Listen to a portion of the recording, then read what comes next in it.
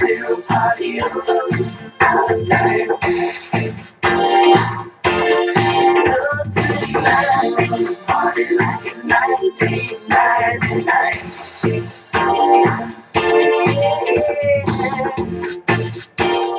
I'm feeling pretty happy today. I finished up my last chemo, and maybe I'll get some hair back here soon. It's coming in, and it looks like it's going to come in gray, which is okay. I'm 55, and if that's supposed to be gray, it'll be gray.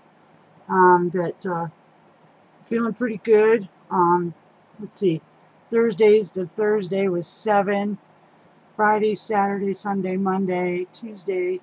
So this is 7, 8, 9, 10, 11, 12 days after my last chemo. I'm having a little trouble with my stomach right now because of I'm taking this one drug because of neuropathy in my legs right now because of I got a pinched nerve in my back and my feet swell up real bad. But the second drug that I take is that hydrocodone to help ease some of the pain, but it really doesn't. It just takes the edge off of it, and it binds you up inside. So I happen to use some laxatives to keep my body moving. So tomorrow I think I'm just going to go with the gabapentin and see if I can leave the hydrocodone alone and see if that doesn't regulate my going to the bathroom. So anyway, doing good, and I'm just jamming out, man. I'm kind of relaxing tonight, and I haven't been able to relax. I got my house clean and did my dishes and laundry and vacuumed. Everything else I've had to make my daughter-in-law, or had my daughter-in-law doing for me the last 8 months, and it feels good to be able to do my own housework.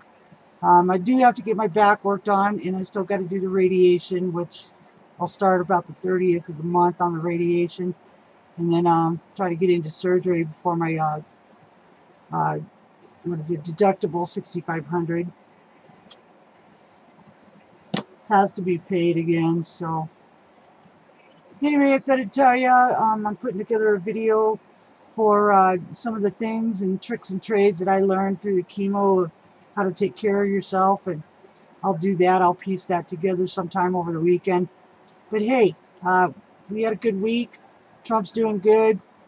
We need to get 400 of his cabinet members appointed, 400 of his agents or employees to run the government through Congress yet. What in the cornbread hell are they thinking?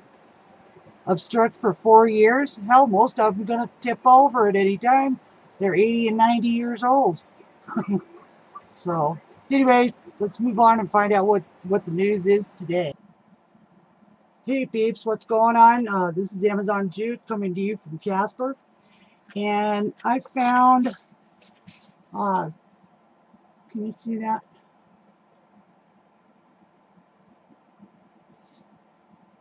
Anyway, it looks like it's the actual report on the Clinton email scandal. A majority staff reported of the Committee on Homeland Security and Governmental Affairs. Senator Ron Johnson, Chairman, February 7, 2018. All right, this is the summary. This is what they came up with for the end. So it's just summing it up. Given the recent interest in Congress and this committee oversight of the Federal Bureau of Investigation, FBI, and the FBI's investigation of classified information on former Secretary Hillary Clinton's private email server. This interim majority staff report serves as an update on actions we have taken and what we have learned to date. As the committee continues to investigate, Chairman Johnson has requested additional documents and materials from the Justice Department. The FBI is the nation's premier law enforcement agency, and it is crucial that the public have full faith and confidence in its integrity and impartiality.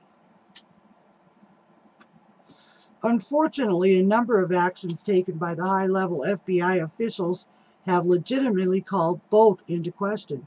Over the course of almost 3 years since March 2015, Chairman Johnson has diligently utilized oversight letters in the committee's attempt to obtain relevant information.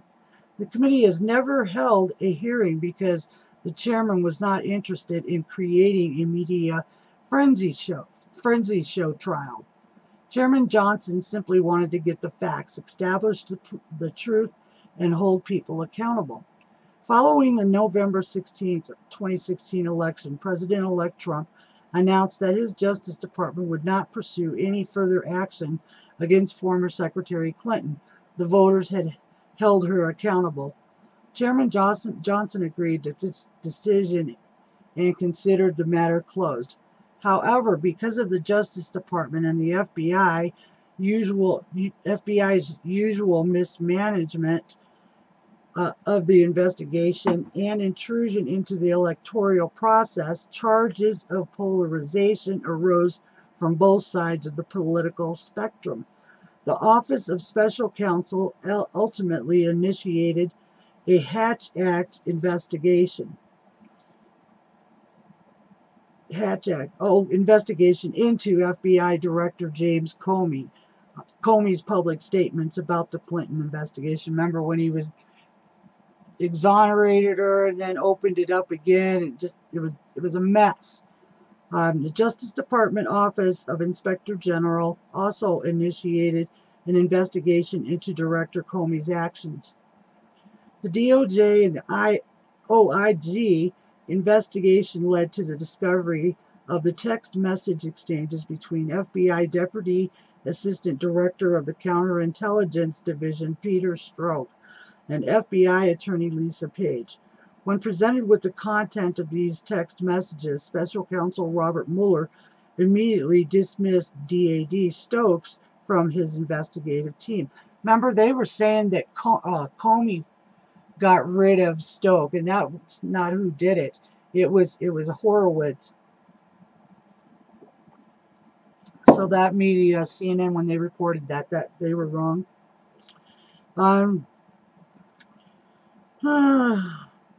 The committee was not notified of the text messages between Strzok and Page by an official government source, but only learned of them from news reports. On December 6, 2017, Chairman Johnson and Chairman Grassley sent a letter to the Department of Justice requesting the text messages. The Justice Department produced a first trench of text messages on December 12, 2017, and a second trench on January 19, 2018. Although sometimes cryptic and disjointed due to their nature, these text messages raise several questions about the FBI and its investigation of classified information on Secretary Clinton's private server. Stoke and Page discussed serving to protect the country from the menace of Trump enablers and the possibility of an insurance policy against the risk of a Trump presidency.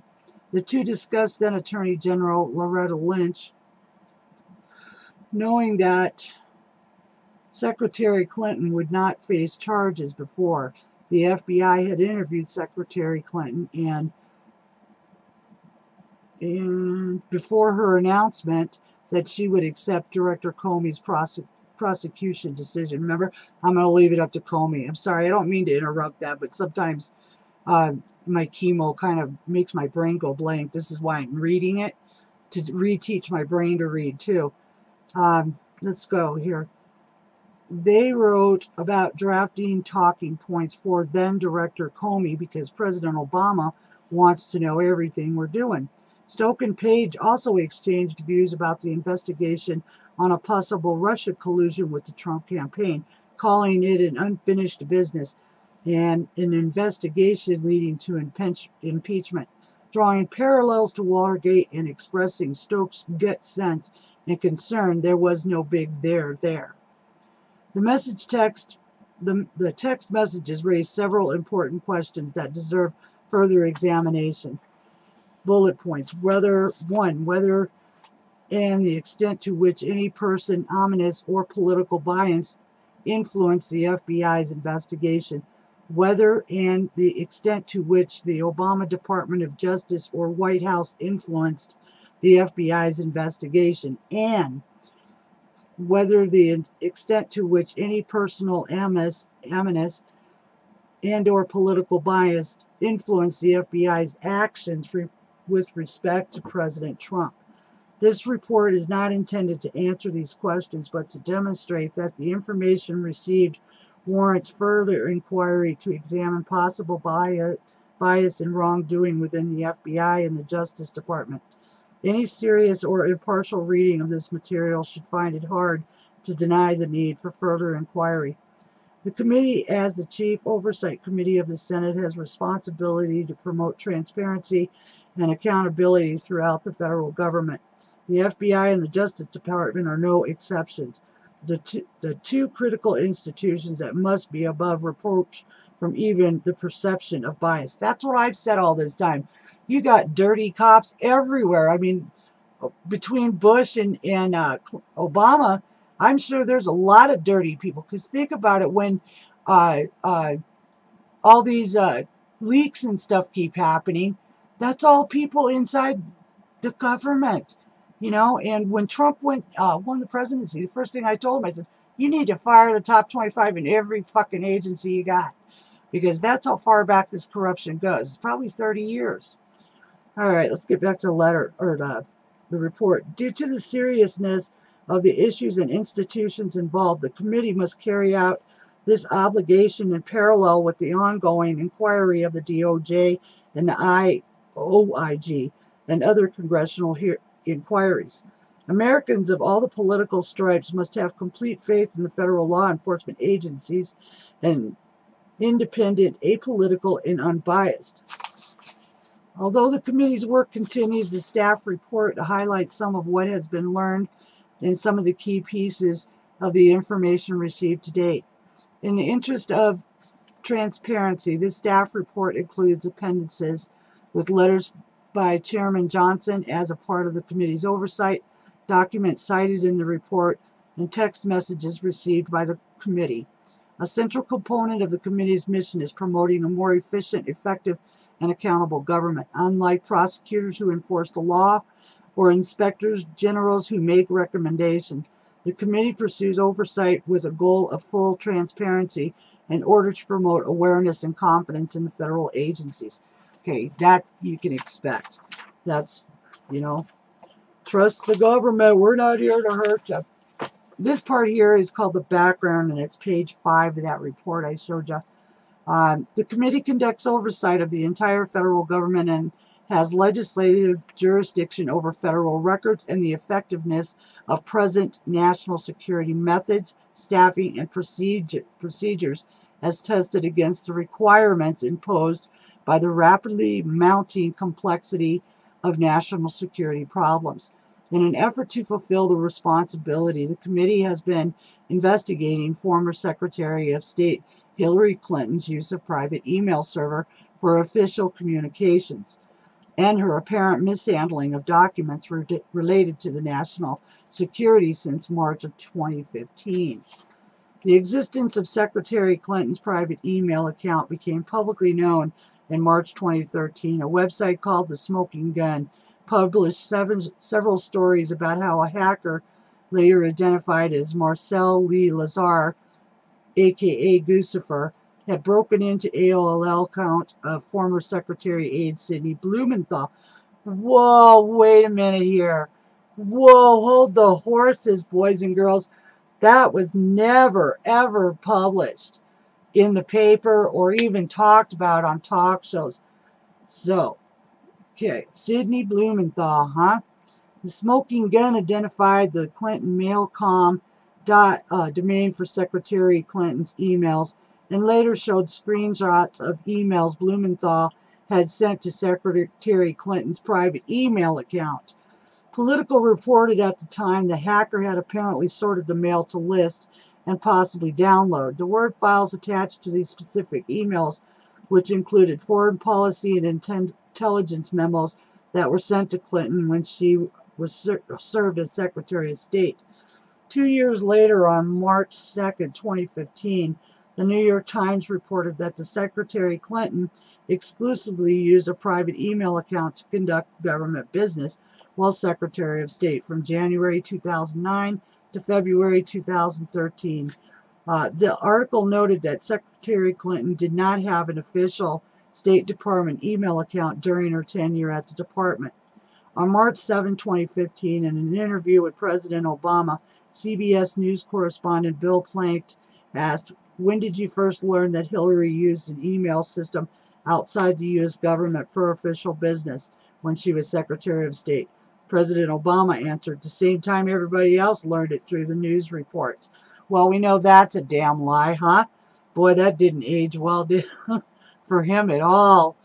On March 9, 2015, responding to press inquiries about the president's interview with Plant, while House White Press Secretary Josh Earnest stated the president was referring specifically to the arrangement associated with Secretary Clinton's email. Yes, the president was aware of her email address.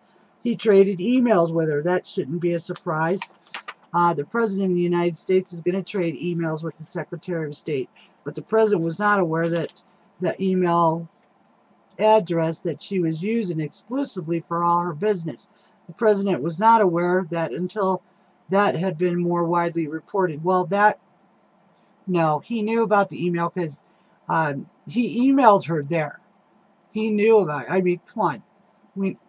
All right. With legislative jurisdiction over federal records and oversight, jurisdiction over the entire federal government, the Committee on Homeland Security and Governmental Affairs joined the oversight letter to the State Department Inspector General on March 12, 2015. Our investigation into this matter had begun. The committee's investigation. 1. In the 114th Congress, the committee sent letters to State Department and Justice Department and FBI and the Office of National Intelligence, the State Department Office of Inspector General and Intelligence Community Inspector General, seeking various categories of information relating to Secretary Clinton's private server. The committee also requested information from private entities involved in securing and maintaining Clinton's private server. Private parties responsible for providing IT support to Secretary Clinton, both in government and out. The other relative entities relating to Secretary Clinton's server, while the committee received some information, especially from private entities, and the committee rarely received adequate responses from federal government agencies. Often the FBI cited its own criminal investigation as an excuse for declining to provide detailed answers. On March 21st, October 21st, 2015, at the request of now ranking member Claire McCaskill, the committee released emails and documents obtained from Platte River Networks. The company had maintained Secretary Clinton's server after she had left the State Department. In the 115th Congress, the committee had requested information from the Justice Department, the FBI, the Justice Department Office of Inspector General, and the Office of Special Counsel. Several of these requests remain outstanding. See Appendix B. Anyway, that tells you what's going on here. These guys,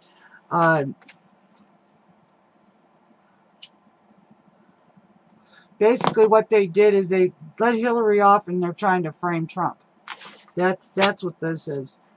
And if you want to read the whole thing, it looks like this. I don't know how to do all the link stuff, so you'll just have to try to read it on the screen here to research it. So anyway, that's my thoughts on that today. So let's move on.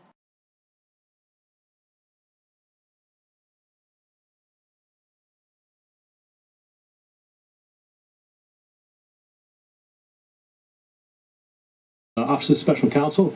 In every instance I've Prior to going on the Special Counsel team, did you get any inquiries from the press that you took? Not that I took. I referred them to the Office of Public Affairs of the FBI. Have you read the dossier? I have. Okay, and you wrote about it too, didn't you? I don't know what you mean by writing about it. We got an email that you sent. It should be presented there, or should be in front of you there. I want you to take a look at this. This is an email you wrote to Lisa Page, Bill Priestap, Jim Baker, Jim Rubicki, and CC'd Andy McCabe. Subject line is BuzzFeed's about to publish the dossier. You familiar with this email? I am. All right. says this: comparing now, the set is only identical to what McCain had. Parentheses, it has differences from what was given to us by Korn and Simpson. Did you write all that? Congressman, let me answer it this way. The first, if I could address the chair. Look at the look on his face. Did you write this? This is your email, dude. Chairman, over the break, I was authorized by the General Counsel. Hang on a second. I just want my time stop if you could. Are you addressing me or the chairman? I'd like to address the time. This is all going to come together in an answer. Is there a question you want to direct? No, it's something I wanted to answer your question from earlier based on something I've been told by the FBI. Wait. I think I'm aware of what the FBI told you, and I will have another chance to talk about that. But right now, the gentleman from Ohio controls the time. You wrote this. Is he high or something? He's How's it- nervous, man. He's nervous as a cat on a hot tin roof. Question. So obviously, Wait, you have look at it. Do you see the from? So, Congressman, here's Do you see the my- from line? Do you see the from line? Congressman, I do. It says I Peter understand. Strzok. And then it says to Lisa Page and a whole bunch of other key people at the FBI. So did you write it? I did write this. All right, let me ask you a couple questions about it. It has differences from what was given to us by Korn and Simpson. Who's Korn? Sir, to answer that question, and I would love to answer that question, and David Korn. every part of me, and you know why I'd want to answer that question, because you have this information. Who's Simpson? I have been, sir, if I may, I cannot answer that question. You wrote based about on it. It's now public. Who's Korn? Who's Simpson? Based on direction by the FBI, sir, I am not able to answer questions about ongoing investigative. Well, here, let me see if this refreshes your recollection. This is you in response to something Lisa Page sent you. I'm torn. I think, no, I'm more replaceable than you are in this. I'm the best for it, but there are others who can do it. Okay, you're different and more unique.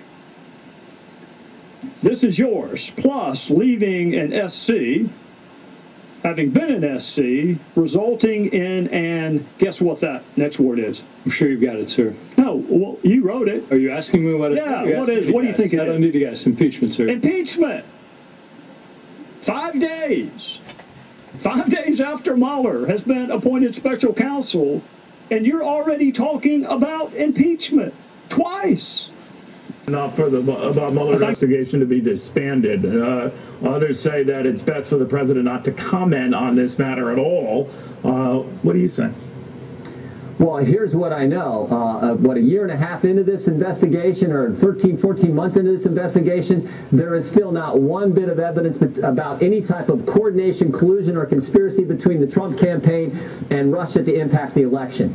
But we do know that the Clintons hired the Perkins Coie law firm, who hired Fusion, who hired Christopher Steele, who worked with Nellie Orr, who gave information to Bruce Orr, that was then given to the FBI to do what? To take this dossier, dress it all up, make it look like it was legitimate. What really? Oh, Neil, don't try to protect that. Oh, my God.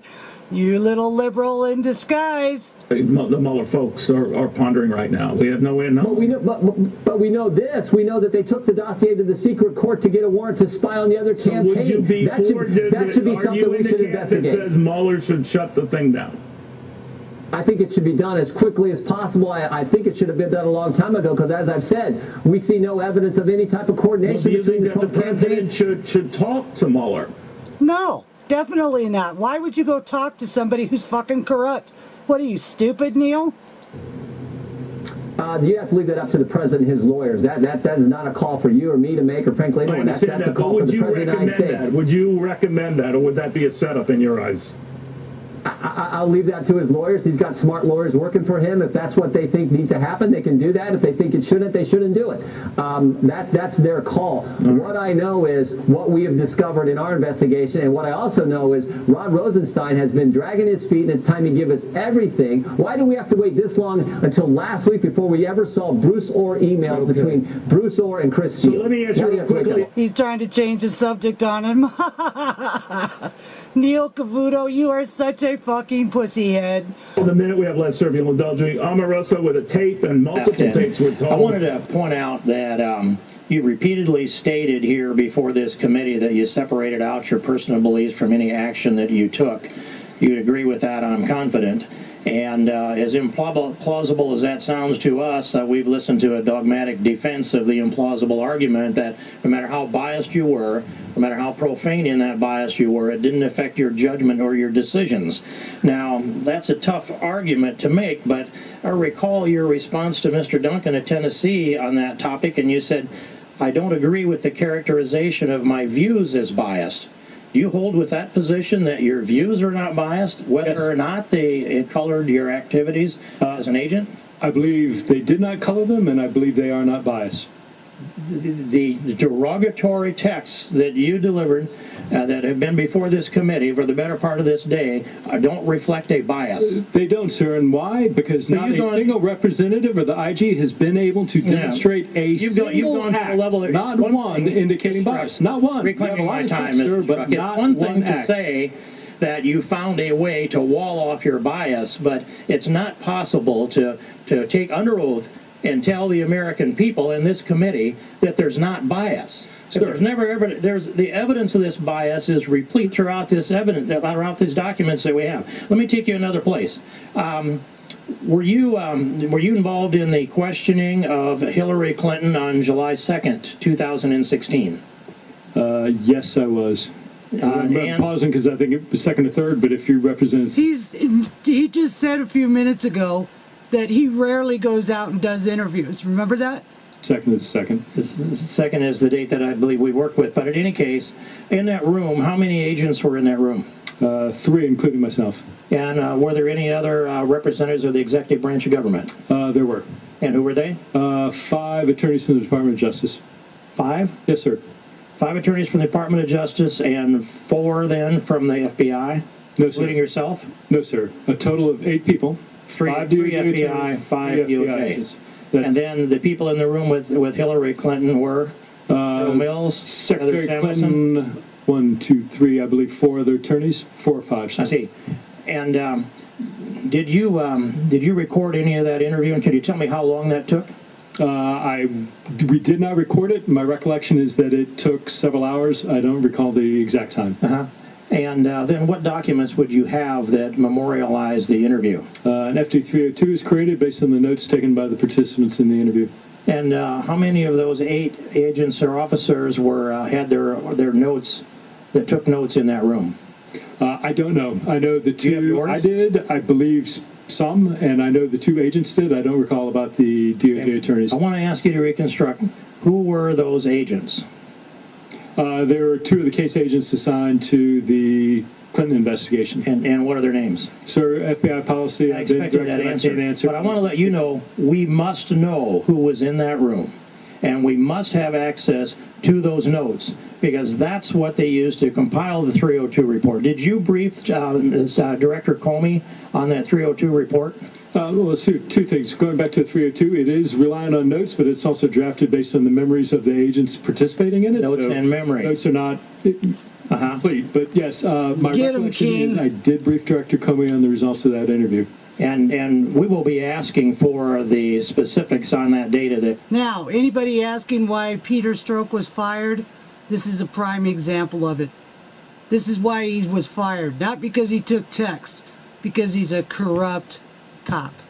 You are knowledgeable of, and I'd ask the chairman if you would be willing to issue a subpoena for the texts that Mr. Strzok testifies as are not work-related. I believe there's a very good chance they are work-related. And the balance of this for the information on who was in the room on that date when Hillary Clinton was interviewed, which officers from the FBI, which officers from the DOJ, and let's call them to this Congress and get their testimony on what took place inside that room, Mr. Chairman. This whole thing proving?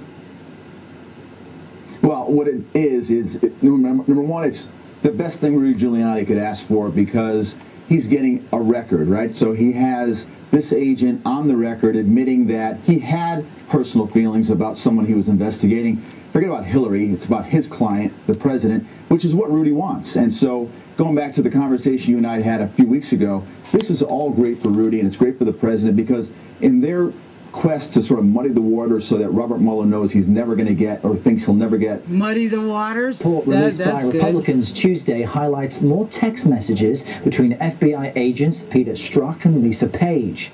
President Trump addressed the release on Twitter saying, quote, "New FBI texts are bombshells." The two FBI agents have been accused of political bias during the investigation into Hillary Clinton's emails. Republican Senator Ron Johnson, who is chairman of the Senate Homeland Security and Governmental Affairs Committee, released the report, and it alleges then President Obama was keeping tabs on the agent's investigation. The FBI's General Counsel, James Baker, is purportedly under a Department of Justice criminal investigation for allegedly leaking classified national security information to the media, according to multiple government officials close to the probe who spoke with Circa. 3 government officials with knowledge of the investigation told Circa that Baker, a close confidant of former FBI Director James Comey, is the top suspect in an ongoing leak investigation. Circa has not been able to confirm what information was leaked. FBI spokeswoman Carol Crotty said the Bureau would not comment on Baker and would neither confirm or deny any investigation. Baker did not respond to multiple attempts by Circa through the Bureau for comment.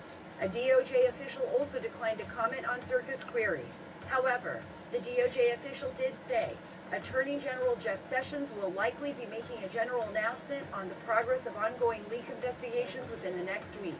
The revelation comes as the Trump administration has ramped up efforts to contain leaks both within the White House and in its own national security apparatus.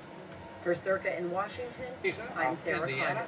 A member of the House Budget Committee Joining us tonight is Congressman Todd Rokita of Indiana, a member of the House Budget Committee running for the U.S. Senate, and it is great to have you with us, Congressman. I see you were reaching for your ear. That means you were delighted to hear me rather than you can't. As always, Lou, I got you. Appreciate it. Let's start with the resolution. It really is a put up or shut up resolution. In Indiana, various parts of the country, one would think everywhere, people have got to be tired of this exercise. Well, I think that's right, Lou. They are tired of this exercise. Let me put this in context. I mean, I don't just draw this out of thin air. Before I got to Congress, I was Indiana's chief investigator for white-collar crime. And what we did there, we had an investigation one time that looked at more pieces of paper than even the 9/11 Commission did. And we got it done in 4 to 6 months and under $1 million. This witch hunt has gone on for nearly a year. We're coming up on the 1-year anniversary. Well, that's just the special counsel investigation. As you know, the FBI investigation that had picked up had gone on for almost a year. So we're looking at basically 2 years of investigation by the Justice Department, the last year led by the special counsel. And $20 million, and there's been no collusion found. You know, so I'm saying to Mueller, and I'm hoping other congressional leaders get involved with this. You know, put up or shut up. Show your hand. Show us what evidence you have, or fold your hand. And how much support do you think there is in the House for the resolution? You know, it's why we need true leaders in the House and in the Senate. There's a lot of cowardice going on, even establishment Republicans. And so, you know, I'm fighting the elite at every turn, the establishment Republicans, the Democrats, even the media elite on this. But right is right, and fair is fair. And we have a job to do in making America great again and getting this country back. And these elitists are just obstructing in every way. And so, you know, nothing's that complicated here. You know, after $20 million in a year, you say 2 years, I agree. It's time to put up, shut up, and they can't put up. So time to shut up and let's get on with running this country. And what is your reaction to Federal Judge T.S. Ellis down in finally, in Virginia? You know, God bless this judge, and you know, I'm sure he's impartial. I'm sure he's doing this out of common sense. I mean, Hoosiers a very good all reputation. over the state. Very good reputation. Hoosiers I'm talking to all over the state are asking the same question. It's so obvious. Yes, you don't want anything to do with Mr. Manafort. You just want to dig up dirt on this president. And that's why this is rightly called a witch hunt. By definition, that's what this is. And it needs to stop. Robert Mueller has done more damage during his 12 years as FBI director than any other, probably all the directors put together. And then he comes in, he is the only special counsel he ever had in history who absolutely did not care about not only the appearance of impropriety by his committee, he actively went out and sought people that hated the very person that they were going to be investigating. No other special counsel had been so blatant, but that just shows the damaging aspect of justice of Mueller himself. So absolutely the least we can do is start looking at all the ways he has absolutely blown taxpayers off. Robert Mueller's special counsel investigation began as a probe into Russian collusion. You'll recall the story we were told then. A foreign power influenced the outcome of our election. We've got to figure out how exactly that happened and determine if any American citizens were involved in that plot. Well, that's how the whole thing was sold to the rest of us. And by the way, some Republicans on Capitol Hill still seem to believe that's what it's about. Nobody ever accused them of genius. But to the rest of us, it's pretty obvious what's going on. And to make it even clearer, Robert Mueller just hired a new prosecutor the other day. Once again, another Hillary donor. There doesn't seem to be a single Republican on Robert Mueller's staff. In an evenly divided country, what are the odds of that? Well, 100% actually, once you understand the purpose of this whole exercise. What you're looking at is a political campaign waged with guns and subpoenas and the surveillance power of the U.S. government. In conventional politics, the kind we used to have, Republican candidates, Democratic candidates run against each other. One wins, one loses, sometimes someone retires. That's how we used to conduct it. Now, lives are being destroyed forever. People are going bankrupt. Others are heading to prison. Well, today, a federal judge finally tried to slam the brakes on all of this. District Court Judge T.S. Ellis erupted in a way that federal judges rarely do. He accused Mueller and his team of granting themselves, quote, unfettered power to wage politics rather than a legitimate criminal investigation. Quote, you don't really care about Paul Manafort's bank fraud, the judge said. You really care about what information Mr. Manafort can give you to lead to Mr. Trump and an impeachment or whatever. It was a shocking moment precisely because what he said was entirely true. And yet somehow the Mueller investigation continues tonight, leaving lives in its wake. Mueller's latest target, according to recent news reports, is longtime Republican political consultant Roger Stone. Roger Stone joins us right now. Roger, thanks for coming on. So, according to NBC, and I want to read you a quote I know you're familiar with, you are, quote, one of the top subjects of the investigation into potential collusion between Moscow and the Trump campaign. NBC says Robert Mueller is, quote, focusing intensely on you. What about you has triggered the scrutiny of Mueller? What crime is he suggesting you committed? Well, Tucker, perhaps it's my advocacy of the election of Donald Trump and my 40-year friendship for him and my role in advocating and working for his election. I like to call this the Russian collusion delusion. So far, he has turned up no evidence of collusion by the Russian state. I certainly am not involved in any conspiracy or coordination or collusion with the Russian state. I think this is a fairy tale, a left-wing conspiracy theory that is the basis for a rogue operation to undo the results of the last election. But meanwhile, it's an actual active criminal investigation. And according to NBC, the CNBC story, Mueller is looking at you because of your longtime friendship, it suggests, with Rick Gates, who was the associate of Paul Manafort, who was indicted and pled to a number of felonies. It said he was an intern in an office that you had 30 years ago and that you had repeated contact with him. It didn't say about what. To what extent is that true? Well, our longtime relationship, I think the first time I met him was in 2016. I don't believe he worked at Black, Manafort & Stone back in the 80s. He evidently was an intern in the successor firm after I left. The CNBC story specifically says that the special counsel is focused on our dinners with an S. I only know of one dinner attended by many, the purpose of which was to discuss the apportionment of the New York delegates to the Republican National Convention to try to make sure there were a few Trump supporters on the delegation after Donald Trump swept the New York primary. They're also, according to CNBC, focusing on my meetings with Mr. Gates at Trump Tower, at which there were absolutely none. This whole thing is based on conjecture, speculation, a supposition, but no facts. My contacts with Rick Gates during the campaign were minimal and innocuous. I hate to say this, but I think the source for this CNBC story, I think they got bullshitted, as some Republicans now say. Well, speaking of Congressman Adam Schiff, the ranking member on the House Intelligence Committee, he said before the Congress, and his remarks were echoed by Hillary Clinton, that you knew ahead of time that Hillary campaign chairman John Podesta's Gmail account had been hacked by the Russians and its contents were going to become public. Did you know that? How did you know that, if so? And why would he say that? That is categorically false. It's a shame that Congressman Schiff is allowed to hide behind his congressional immunity. Even the final report of the House Intelligence Committee truncates and incorrectly quotes my now iconic tweet. I said, the Podestas, referring to both John and Tony's, time in the barrel will come, referring to entirely public information published in the Panama Papers early in 2016 that exposed their shady business dealings in Russia.